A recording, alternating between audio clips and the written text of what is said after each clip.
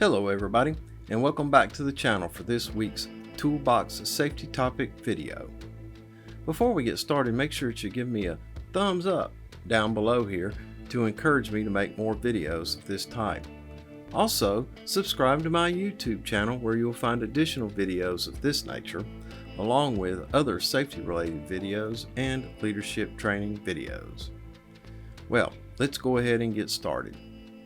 This week's Toolbox safety topic is on scaffolding safety, the do's and don'ts. What is scaffolding safety? There are three things to remember to ensure scaffolding safety. Number one, the scaffold must be built under the supervision of a competent person. Number two, workers must be trained by a qualified person before they use the scaffold. And number three, the scaffold and its components should be checked by a competent person and properly tagged before the start of the shift to ensure its integrity and safety. Now, around 65% of the construction industry work on scaffolds and experience 4,500 injuries and 60 fatalities annually in the United States alone. To prevent these staggering statistics from recurring, better safety inspections, training, and controls are needed. This toolbox topic covers who are competent and qualified persons, the basic do's and don'ts of scaffold safety, and usage of scaffold tags. Competent and qualified person. According to OSHA, a competent person is one who is capable of identifying existing and predictable hazards in the surroundings or work conditions which are unsanitary, hazardous to employees, and who has authorization to take prompt corrective measures to eliminate them. Now, this is typically someone who holds a scaffolding competency certificate. While a qualified person is one who has successfully demonstrated his or her ability to solve or resolve problems related to the subject matter, the work, or the project. A qualified person has the right background, such as education or degree in designing safe scaffolding. For example, this could be someone from the scaffold manufacturer or a trained scaffold engineer. The Bureau of Labor Statistics cites that 72% of scaffold injuries were due to scaffolded planking or support giving away, slips, or falling objects. With regular inspections performed by a competent person, adequate scaffolding safety training provided by a qualified person, and compliance with local regulatory standards, these dangers can be controlled. Let's talk about some basic scaffolding safeties, do's, and don'ts. Now, the following is a guide you can follow to control the hazards when working on a scaffolding. Here are some of the do's. Inspect the scaffolding using a checklist or mobile inspection app before the work shift and ensure it's safe and in proper working order. Provide proper training. Do have a toolbox talk before beginning work. Do wear appropriate PPE. Always check inspection tags. Know the weight capacity of the scaffold. Have a handhold above the scaffold platform. Level the scaffolding after each move. Do not extend adjusting leg screws more than 12 inches. Use your personal fall protection equipment when working on scaffolding at a height of 6 feet or more above ground level. Make sure you attach the lanyard to a secure member of the scaffold. The scaffold should be built so that it can be used to tie off to. There are certain types. Use the safety ladder when climbing and not the cross braces for access to the scaffold. Keep both feet on the decking. Do stay off scaffolding during loading or unloading. Do ensure planking is overlapping or secured from movement. and do follow the manufacturer's instructions when erecting the scaffolding under the direct supervision of a competent person. Be mindful of co-workers working above and below you at all times, as well as others working on the scaffold. Use the debris chutes or lower things by hoist or by hand. Chock the wheels of the rolling scaffold using the wheel blocks. Also, lock the wheels by using your feet to depress the wheel lock before using the scaffold. Be sure to use netting to catch anything that might fall. Now, here are some of the don'ts. Don't leave anything on the scaffold at the end of your shift. Don't overload the scaffold. Don't use unstable objects such as barrels, boxes, loose brick, or concrete blocks to support scaffold or increase your work height or planks. Work on platforms or scaffolds unless they are fully planked. Don't use a scaffold unless guardrails and all flooring are in place.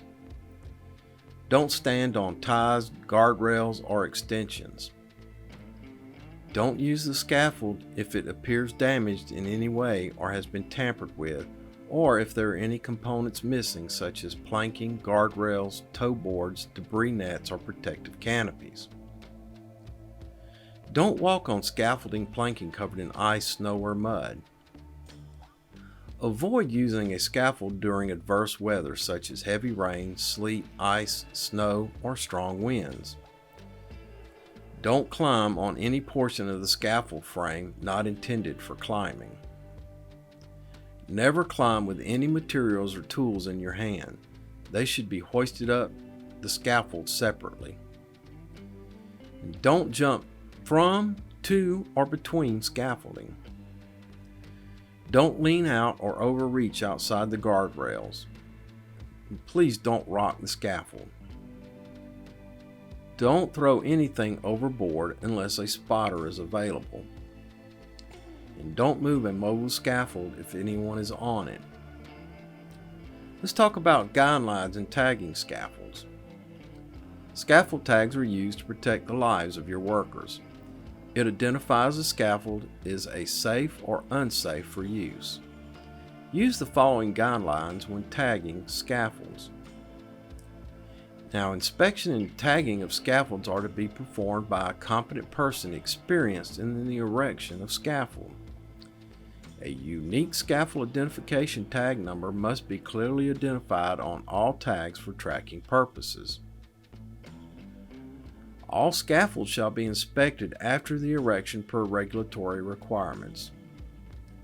All scaffold identification tags will be on a solid green, yellow, or red color with black lettering.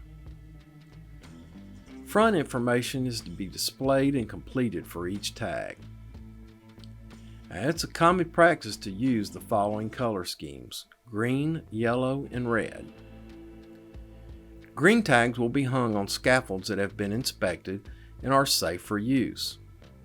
A green safe for use tag should be attached to the scaffold at each access point after the initial inspection is complete. And then there's a yellow or caution tag. Will replace all green safe scaffold tags whenever the scaffold has been modified to meet work requirements, and as a result could present a hazard to the user. This tag indicates special requirements for safe use. As a note, use of the yellow tag status is not intended to override the green tag system. All efforts should be made to return the scaffold to a green tag status as soon as possible. And finally, there's the red, danger, unsafe for use tag.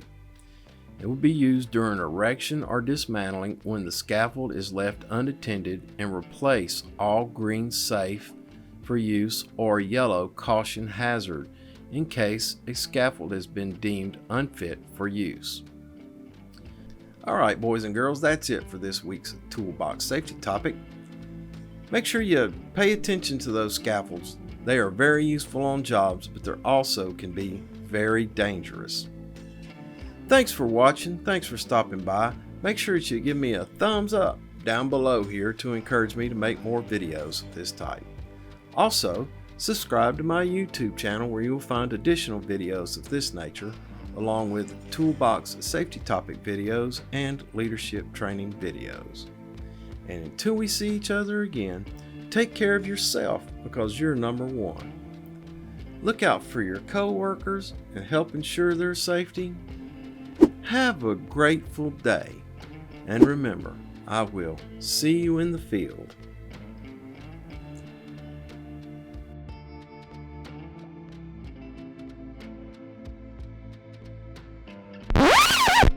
And number 3, while a qualified person is one who has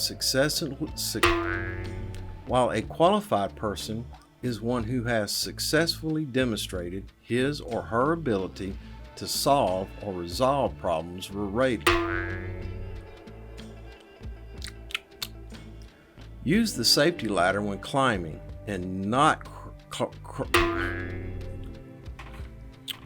Scaffold tags are used to protect the lives of your workers.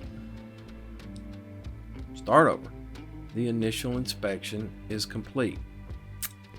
Dadgummit. Green tags will be installed.